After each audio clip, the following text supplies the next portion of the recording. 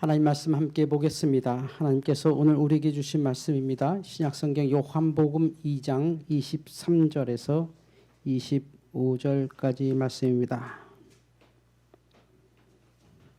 요한복음 2장 23절에서 25절 말씀입니다.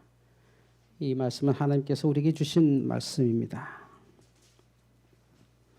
6월절에 예수께서 예루살렘에 계시니 많은 사람이 그의 행하시는 표적을 보고 그의 이름을 믿었으나 예수는 그의 몸을 그들에게 의탁하지 아니하셨으니 이는 친히 모든 사람을 아심이요 또 사람에 대하여 누구의 증언도 받으실 필요가 없었으니 이는 그가 친히 사람의 속에 있는 것을 아셨음이니라.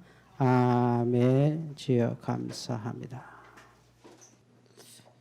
예배당 들어오면 이 꽃 보는 재미가 보통 많은 게 아니에요. 너무 이쁜데요. 네, 꽃이 아주 만져봤습니다. 아침에 살아있는 꽃이구나. 만든 꽃같이 예쁘고 너무 자연스럽고 들꽃 같기도 하면서 아주 고귀해 보이기도 하고 참 이 하나님께서 만드신 건 정말 우리가 어떻게 표현해도 아름답구나.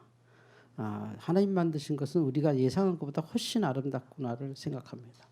벌써 봄이 와서 이렇게 꽃들이 피고 머지않아 우리 양재천에도 또 정말 예쁜 꽃들이 피고 있겠죠. 우리 예배당 옆에 제일 먼저 피는 꽃은 산수화가 항상 피더라고요. 그리고 막 피는데요. 이 동네에서 안타까운 것은 점점 이 아파트가 더 높아지면서 그 벚꽃이 많이 사라지는 게 참 아깝습니다. 아이들과 항상 봄 되면 아이들을 데리고 이 구단지를 갔습니다. 구단지에 벚꽃 그 마당에 가서 항상 놀고 왔는데 정말 아름답죠. 거기는 글쎄요, 뭐 진해 벚꽃, 뭐 대왕, 뭐 어디 벚꽃, 뭐 윤중로 많은 얘기를 하지만 저는 우리 동네 벚꽃보다 아직도 그렇게 좋게 본 적이 없습니다. 정말 아름다운 꽃인데 아파트가 자꾸 높아지면서 그 꽃을 볼 수 있는 범위가 자꾸 줄어서 아쉽죠. 결국은 하나님께서 만드신 게 제일 아름답습니다. 하나님의 그 모습이 제일 아름답습니다. 오늘 이 예배가 바로 하나님께서 만든 이 세상을 찬양하는 그리고 구원하신 그 은혜를 감사하는 우리의 모습 그대로가 되기를 주의 이름으로 축원합니다. 오늘 요한복음 2장 23절에서 25절 말씀을 보면 제가 참 그 젊은 사람들의 말 이렇게 어려운 말이 많은데 시크하다, 시크 또는 츤데레 뭐 이런 말 어떤 의미로 설명하는 건가 합니다.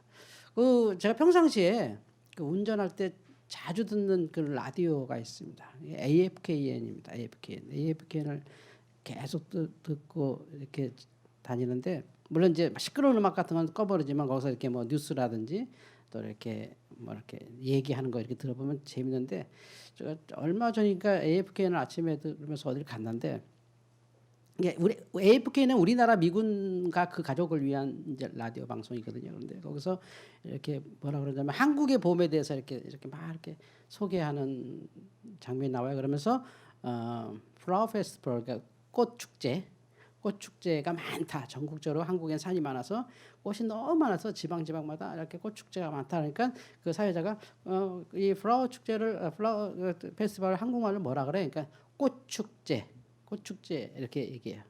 그러니까 따라해요. 꽃 축제 이렇게 얘기해요. 그러니까 꽃 축제 그러면서 막 얘기해. 그러면서 또 뭘 얘기했냐면 그 꽃 축제를 보기 위해서는 산으로 가야 되는데 산에 가면은 한국에 이 절들이 많은데 그 절은 이 봄엔 특별히 이 한국 사람들이 그 절에 머물면서 봄을 즐긴다. 그런 프로그램이 있다. 이게 그러니까 템플. 그래서 그 사람이 그거를 뭐라고 말하자 그러니까 우리나라 소개하는 아마 우리나라 사람 같아요. 발음이 우리나라 사람이 영어로 말하는 거겠죠.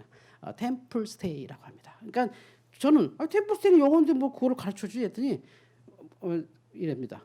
그 미국인 이제 MC죠. 템플 스테이 이러는 거예요. 영어인데 그걸 한국말로 알아듣고 템플 스테이 그러니까 한국 사람이 템플 스테이 그러니까 템플 스테이 그래서 영어를 말해주는데 영어를 못 알아듣더라. 이런 이제 얘기하면서 이제 거기서 말한 얘기가 한국은 정말 살아볼 만한 땅이다. 정말 계절 변화가 이쁘고 너무 이쁘다. 그러니까 자기도 그런 것 같다고. 너무 이쁜 나라라서 이걸 어떻게 말로 설명할 수 없다는 얘기죠. 결국은 하나님이 만든 것인 것이 제일 이뻐요. 오늘 예수님께서 시크하다. 어떤 츤데레 같으신 분이다라고 제가 표현했죠. 무슨 말씀이냐면 내용이 이래요. 예수님께서 많은 사역을 했지만 사실은 사람들이 잘 몰랐어요. 그 주변의 작은 추종자들, 그냥 주님을 직접 만나본 사람들은 와 하나님이시다. 아니 이럴 수가 있어. 막 다 제자로 따라가고 뭐 모든 삶을 다 내려놓고 따라갈 정도였으니까 뭐 더 이상 설명 필요 없죠. 그런데 주님이 처음으로 요한복음 2장이잖아요. 처음으로 6월절에 등장하신 거예요. 많은 사람들이 모일 때 주님이 예루살렘에 계신 거예요. 그러니까 우리나라로 따지면 광화문에 있는 거예요. 많은 사람들이 광화문 모였을 때 광화문에 주님이 계신 거예요. 처음으로 수많은 대중에게 그대로 오픈되셔서 모습 그대로 행하셨어요. 그런데 주님의 그 일상적인 모습 속에서 사람들은 뭘 느꼈냐면 수많은 이적과 기사를 봐요. 주님이 오늘 말씀에 누구를 어떻게 고쳤는지, 누구를 용서했는지, 누구를 살렸는지 그거에 대해서는 나오지 않아요. 그냥 주님은 늘상 하시던 일, 그냥 가난한 사람, 병든 사람, 아픈 사람, 죄인 이 사람들을 고치시고 치료하시고 하셨던 일을 하셨어요. 그런데 사람들 눈에는 그 모든 게 뭐로 보였냐면 기적으로 보여요. 기적. 아니 요새도 이런 일이 있어? 이런 거예요. 그게 기적인 거죠. 요새도 모든 사람들이 그런 얘기는 들어봤어요. 하나님께서는 사람을 구원하신다. 하나님께서는 사람을 살리실 수 있다. 하나님께 기도 많이 하면 축복받는다. 그런 얘기를 살았는데 이 6월절에 예루살렘에 수많은 사람들이 모여서 주님을 보니 진짜네. 듣던 얘기가 지금도 있어. 이 얘기를 저는 우리 교회 성도들과 이렇게 나눠요. 요즘도 이런 교회가 있어. 진짜? 어떻게 그럴 수가 있어? 그 얘기예요. 자, 주님의 이 사역을 통해서 사람들이 23절에 이렇게 말해요. 6월절에 예수께서 예루살렘에 계시니 많은 사람이 처음으로 이제 드러나신 거예요. 많은 사람이 그의 행하시는 표적을 보고 그의 이름을 믿었다. 그러나가 나오는데 믿었으나 그 사람들의 눈에는 주님의 모든 게 그냥 다 표적이에요. 주님에게는 일상적인 일들이 그들에게는 한 번도 본 적 없는 표적, 한 번도 들을 수 없었던 진리, 한 번도 경험 못했던 진실이 막 드러나는 거예요. 그 열광하는 거죠, 사람들이. 이런 일이 있어 하면서 그를 믿고 추종하죠. 그런데 24절에서 주님은 이렇게 행동하세요. 예수는 그의 몸을 그들에게 의탁하지 아니하셨다. 처음으로 주님이 이제 대중적 인기를 얻고 와 이런 분도 다 있어 했는데 주님은 그들에게 몸을 의탁하지 않더라. 왜일까요? 바로 뒤에 나오잖아요. 친히 모든 사람을 아심이요. 그들이 추종하든 추종하지 않든 주님은 우리를 알아요. 우리로 따지면 주님이 내가 헌신을 하든 헌신을 하지 않든 내가 열심히 하든 열심히 하지 않든 그러나 주님은 알아요. 마치 어떤 자식이 부모에게 효도를 하든 효도를 못하든 어머니는 자식을 알잖아요. 어떤 자식이 부모에게 잘하든 못하든 부모님은 자식을 알잖아요. 그것과 같은 거죠. 이 세상을 이렇게 아름답게 창조하시고 이 땅에 오셔서 하나님의 아들로 사역하신 주님이 누구에게 의탁하지 않았다는 시크한 거죠. 츤데레. 한 척하면서 안 한 척하는 것 같은 그런 걸 하시는 이유가 뭐냐면 친히 아시기 때문에. 우리의 반응과 상관없이 주님은 우리를 알아요. 내가 잘하든 못하든 주님은 나를 알아요. 내가 열심히 하든 못하든 주님은 알아요. 이 안다는 말이 우리가 생각하는 그냥 알아 이 얘기와 이 성경이 말하는 알아요는 조금 달라요. 물론 뭐 크게는 비슷한데 우리는 안다 그러면 아는 거예요. 그러나 성경이 말할 때 안다라고 하는 건 깊은 관계를 맺고 있는 거예요. 깊은 관계를 맺고 있는 거예요. 부부 정도의 관계를 맺고 있는 거예요. 진짜 아는 거예요. 왜 기분이 나쁜지, 왜 기분이 좋은지, 왜 이걸 먹는지, 왜 저러는지를 아는 거예요. 그러니까 진정한 사랑은요, 독립이에요. 저는 우리 청년들에게 이렇게 말해요. 결혼하실 때 조건이 있어요. 혼자 살 수 있을 때 결혼하세요. 분명히 얘기해요. 나는 충분히 혼자 살아도 행복해 할 때 결혼하세요. 그래야 행복해요. 저는 분명히 얘기해요. 청년 여러분, 언제 결혼하셔야 되는 줄 알아요? 여러분이 행복할 때 결혼해야 돼요. 행복할 때 결혼하세요. 결혼해서 행복하려고 하지 마세요. 누구를 만나서 완성하려고 하지 마세요. 누구를 만나서 뭘 이루려고 하지 마세요. 서로 도움을 주려고 하지 마세요. 나 혼자라도 충분히 행복하고 나 혼자라도 충분히 잘 살고 있어요. 그게 결혼의 조건이에요. 예수님은 그러신다는 거죠. 우리를 너무 잘 알아요. 그래서 의탁하지 않아요. 주님이 세력을 만들지 않아요. 당을 짓지 않아요. 조직을 하지도 않으셨어요.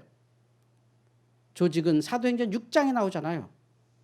그 이전까지 주님을 생각한 적도 없어요. 왜냐하면 증명할 필요도 없고 조직할 필요도 없고 그냥 우리를 알고 계세요. 그냥 아세요. 이게 그렇게 살 수 있는 근원의 힘이에요. 우리 그리스도인들이 나를 증명하려고 평생 살 필요가 없어요. 내가 얼마나 잘 믿는지를 증명할 필요가 없어요. 주님은 이미 우리를 알고 계세요. 할렐루야. 이게 행복이란 거죠. 여러분이 무엇을 했기 때문에, 내가 어떻게 됐기 때문에, 내 상태가 어떻기 때문에 주님이 나를 어떻게 하시는 게 아니라 그것과 상관없이 주님은 이미 친히 모든 사람을 아세요. 너무 모든 사람을 아세요. 그래서 의탁할 필요 없어요. 철저히 독립적으로 행동하시는 거예요. 그런데 우리는 내가 나를 따르는 사람이 얼마나 많아. 바로 이게 내 능력 아니겠어? 이게 바로 내가 나를 신뢰한다는 증명 아니겠어? 이게 바로 내가 옳다는 얘기 아니겠어? 우린 이렇잖아요. 나는 이렇게 이런 일을 해냈어. 그래서 내가 옳다는 거잖아. 우린 이래야 돼요. 우리는 모르니까. 우리는 스스로도 모르고 사람에 대해서도 모르고 그냥 우리 것을 할 뿐이에요. 아무것도 모르는 미약한 존재고 나약한 존재예요. 그래서 나를 증명하려고 아주 애를 써요. 나는 이렇고 저렇고 스스로라도 난 그래도 이렇게 살아왔고 스스로에게 나는 부끄럽지 않았고 계속 살려고 애를 써요. 증명해내야 돼요. 왜요? 몰라서 그래요. 여러분, 모든 불안은 어디서 나올까요? 몰라서 그래요. 도무지 모르겠어요. 그걸 채울 수 없어요. 이 부정적 감정이 사람에게 계속 일어난 일은 몰라서 그래요. 그걸 뭐라고 하는 줄 아세요? 생각이라 그래요. 인간의 생각.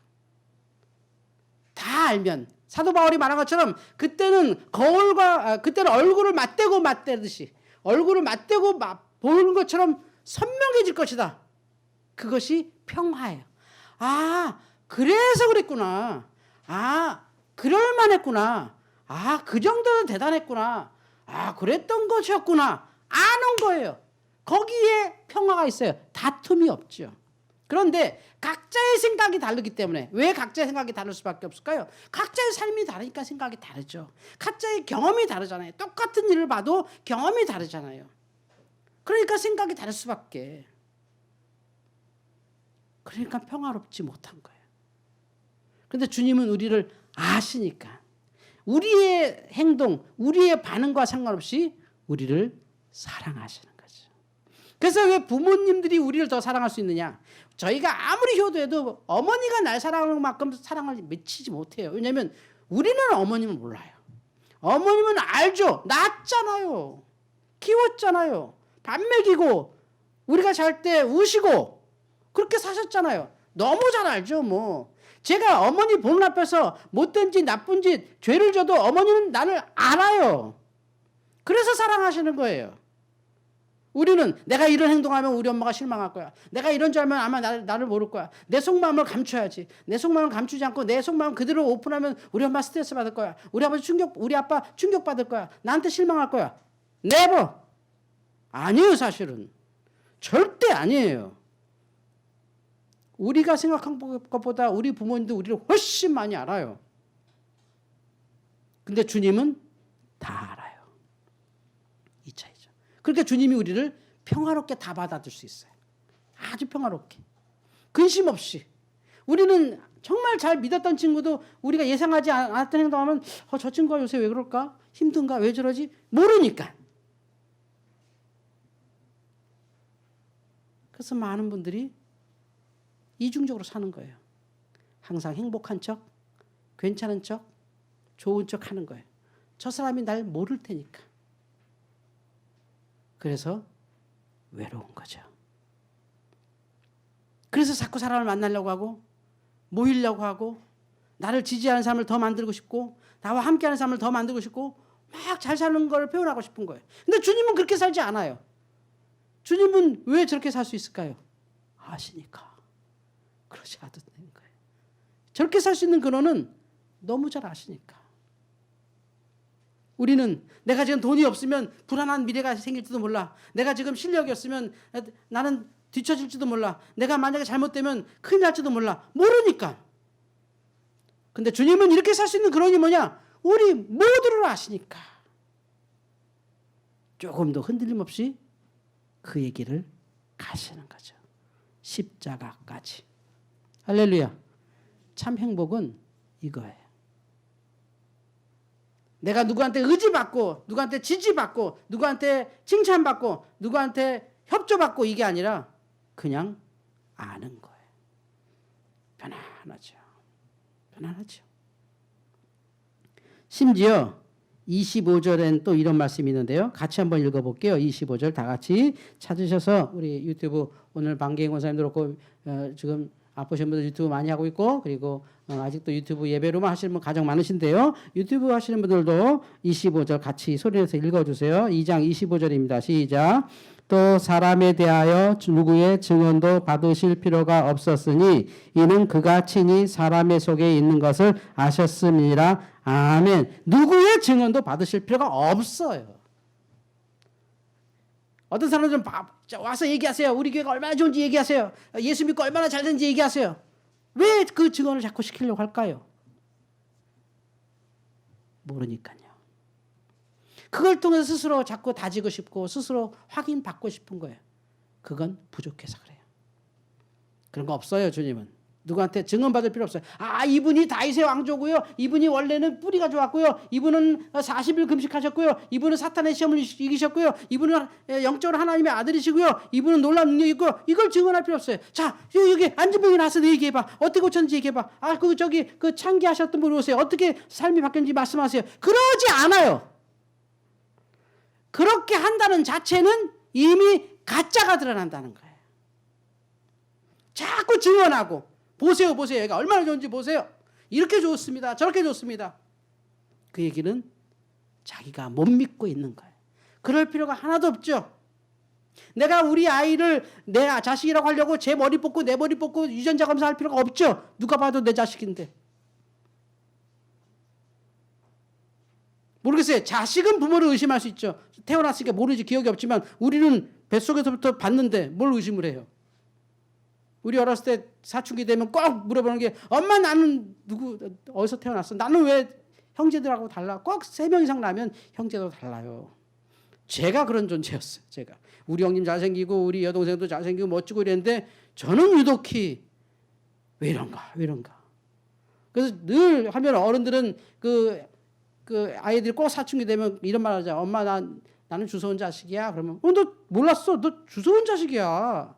그래 그랬구나. 어쩐지 엄마가 오빠만 자고 나는 언니보다도 못생기고 이랬구나. 어디서 주워왔어? 너 다리 밑에 주워왔어. 다리 밑에서. 우리 때는 아주 구체적으로 했어요. 삼성교 다리 밑에 그 호떡집 하는 아줌마가 니네 엄마야? 막 이런 소리까지 했어요. 그 엄마 찾아서 막 울고불고 막 그랬었어요. 그래서 그냥 호떡을 이렇게 열심히 먹었어요. 혹시 우리 엄마 호떡인가 해서.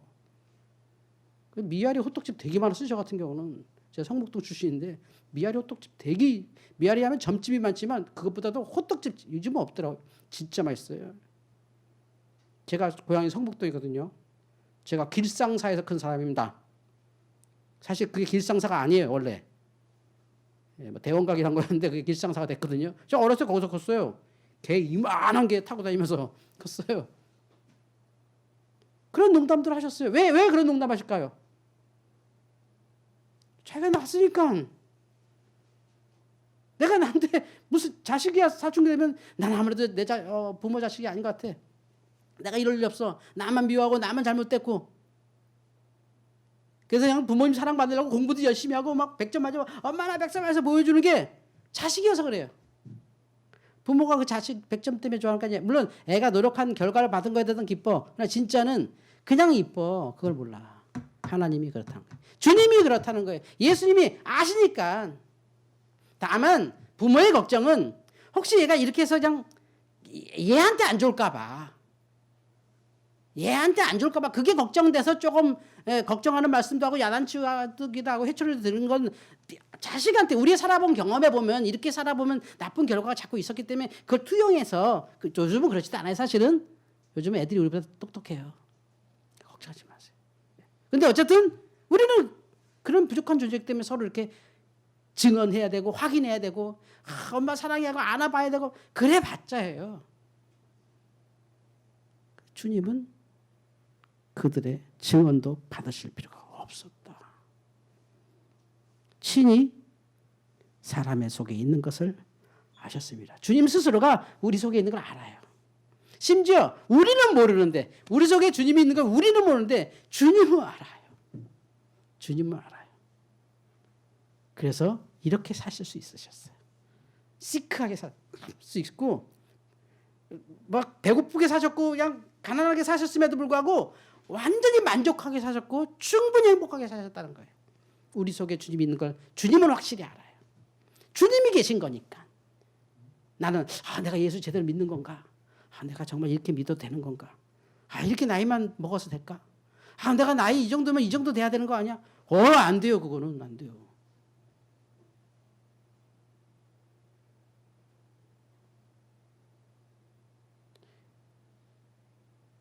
이렇게 살 수 있는 근원이 뭐라고요? 아시니까. 그 얘기는 우리도 하나님을 알아가고 주님을 알아가고 하는 그 과정이 이렇게 살 수 있는 근원의 힘이 돼요. 이 사람 그랬구나. 서로 알아가면 되는 거예요.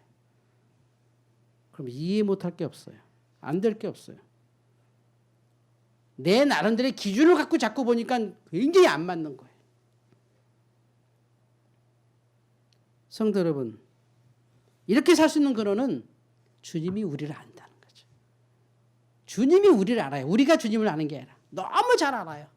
주님이 우리 속에 주님이 계신 걸 주님 스스로 알아요. 그래서 누구 의지하지 할 필요도 없고 와서 얘기해. 야, 예수 믿으면 얼마나 행복한지 좀 얘기해봐. 그 유명한 사람 이리 좀 오세요. 당신 예수 믿어서 유명해졌잖아요. 이렇게 오세요. 좀 연예인도 불러갖고 자 어떻습니까? 연예인 중 내서 예수 믿는 연예인들이 얼마나 잘 되는지 좀 말씀해 주세요. 막 말하는데 그런 거 보면 저는 좀 답답해요. 그러면 불교 다니는 연예인은 안 되나? 예수 안 믿는 연예인은 안 되는 거고?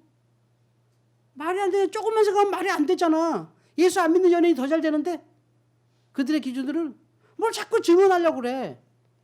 우리가 믿는 건 우리 속에 있는 증언이 아니라 우리 속에 있는 따라합시다. 예수 믿는 거예요.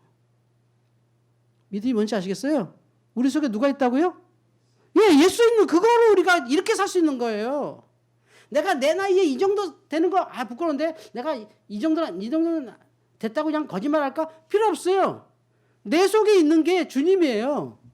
그걸로 만족하고 사는 거예요. 내가 잘되고 못되고 그게 남이 나를 평가할 기준도 아니고 내가 내 스스로 볼 기준도 아니에요.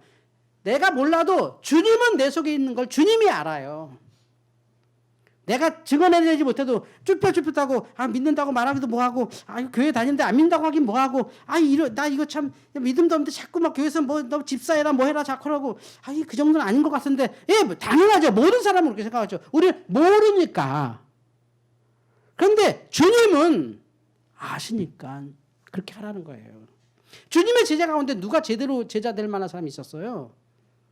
없었죠. 사실은 평균 이하죠. 무한도전 멤버들 평균 이하잖아요, 진짜. 일부러 컨셉을 잡아서 이렇게 하시는 거지만 재밌으라고 하시는 거지만 듣다 보면 되게 웃기잖아요. 꼭 우리보다 못한 사람들 같잖아요. 근데 그분들이 우리보다 몇천 배 부자고요. 똑똑해요. 주님이 우리 속에 계신 걸로 우리가 이렇게 살아가는 것이지. 내가 얼마큼 믿었고, 내가 얼마큼 믿음의 증거가 있고, 내가 얼마나 간증이 있고, 내가 얼마나 뭔가 삶의 경험이 있고, 그거는 지나간 과거예요. 우리가 이렇게 살 수 있는 근원이 뭐라고요? 주님이 우리 안에 있음을 주님이 아시래요. 주님은 완전히 아세요. 나는 그거 증명 못하겠어요. 내가 좋은 목사인 줄 증명 못하겠어요. 나쁜 목사인 건 증명할 방법이 많아요. 근데 좋은 목사인 건 증명을 못하겠어요. 근데 딱 하나는 있죠. 주님이 내 안에 계신 것 주님은 알고 계시다는 거예요. 할렐루야. 주님은 알고 계시다는 거예요. 그래서 주님이 그렇게 행동하셨어요. 그렇게 혼자 가셨어요. 저를 의탁하지 않으셨어요. 저를 의지하지 않으셨어요. 저를 증언 세우지 않으셨어요. 주님 스스로 내 안에 계시다는 거예요. 이걸 Grace of God, 하나님의 은혜라고 하는 거예요. 그리고 그게 내 안에 나오는 표현을 믿음이라고 하는 거예요. 아, 주님이 내 안에 있던 걸 주님이 하는 거구나. 내가 하는 게 아니라. 나도 가끔 느끼지. 어쩔 때 주님이 내 안에 계시구나. 근데 또 어떨 때는 건조할 때는 주님이 어디 있어? 신이 있긴 있나?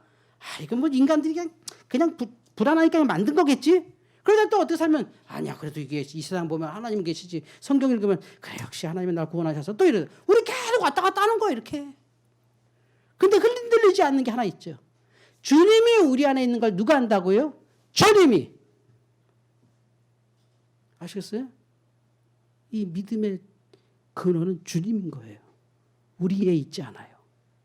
주님이 우리를 알고 주님이 우리 안에 계세요. 그걸 주님이 알아요. 그래서 시크하게 행동하시는 거예요. 주님 너무 좋은데 우리 같이 여기서 좀 세력 더 키워서 좀 가까. 됐어. 됐어. 나 딴 데 갈래. 또 주님 왜 저럴까? 왜 이렇게 비효율적으로 사실까? 간단해요. 아시니까. 심지어 주님은 베드로가 3번 부인할 것도 알면서 끝까지 사랑하셨잖아요. 우리 같은 경우는 정 떨어지죠. 한 번도 아니고 3번은 부인할 건데. 그거 아시니까 사랑하시는 거예요. 주님이 아시니까.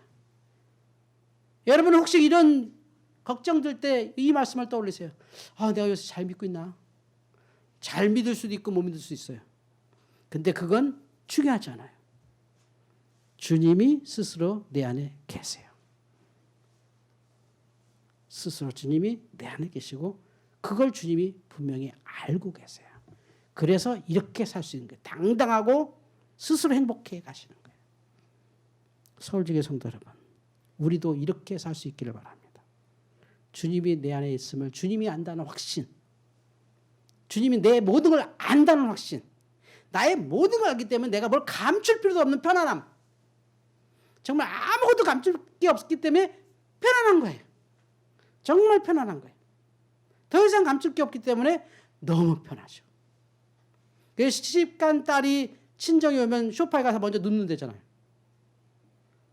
자기의 그 흐트러진 모습을 엄마는 다 하니까, 가족들은 다 하니까 이게 서로를 아는 행복이에요. 이렇게 살 수 있는 것은 주님이 내 안에 계신 것을 주님은 아십니다. 기도하겠습니다. 하나님 감사합니다. 누구에게 의탁하지도 않으셨고 누구에게 증언받지도 않으신 주님, 이렇게 살 수 있는 근원이 바로 우리 안에 계시고 스스로 너무 잘 아십니다. 우리도 너무 잘 알고 계셔서 그렇다는 말씀, 그 말씀 의지하여 오늘도 고개 숙였사니 간혹 우리가 부족함을 느끼고 좌절할 때 주님은 아시지, 주님은 내 안에 계신 걸 주님이 아시지라고 하는 그 믿음으로 끝까지 승리케 하여 주시옵소서. 예수님의 이름으로 기도하옵나이다. 아멘.